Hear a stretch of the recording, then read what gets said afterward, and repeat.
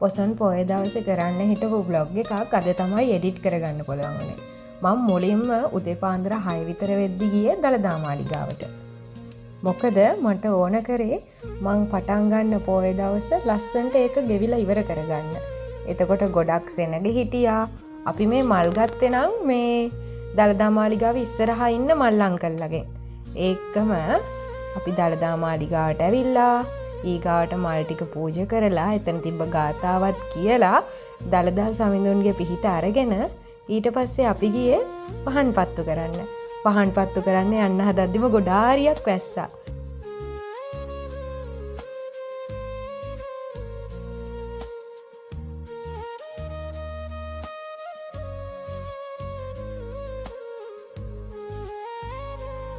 මේ ඉන්නේ එහා පැත්තේ මගේ එහා පැත්තේ ඉන්නේ ශානුගේ මල්ලි.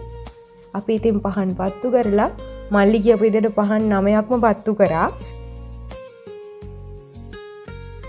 ඊටත් පස්සේ ගියේ 12 පොහේ පහන ගාවට.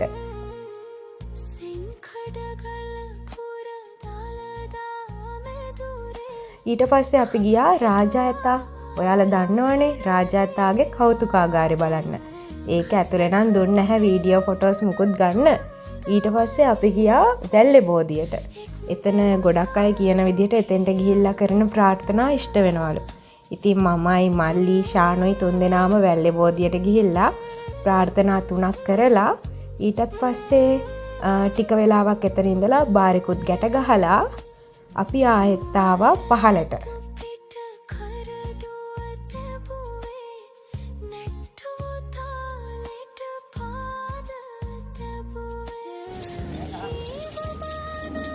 මට මේ යාළුවවත් හම්බුණානේ.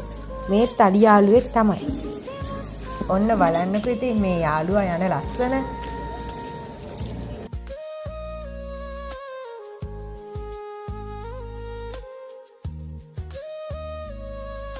නුවර ඉතින් ලස්සනම වැස්සට කියනවනේ.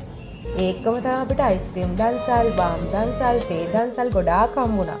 අයිස්ක්‍රීම් දන්සල් නම් ඕගනයිස් කරලා තිබ්බේ ධර්මරාජ විද්‍යාලයේ මහාමායා බාලිකාව එකතු වෙලා. ඒකම අපිට පෙරහැරකුත් හම්බුණා.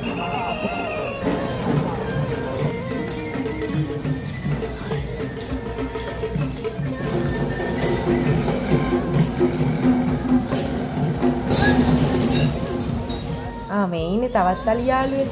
මට හිතන විදියට අර ඉස්සෙල්ලා ආපු අලි යාළුවා තමයි මේ ඇඳුමක් අඳගෙන මෙතනින් එන්නේ. ඉතින් අපි ආයෙත් ලස්සන vlog එකකින් හම්බෙමු. තරමින් යකුන් රජු සරසාගෙන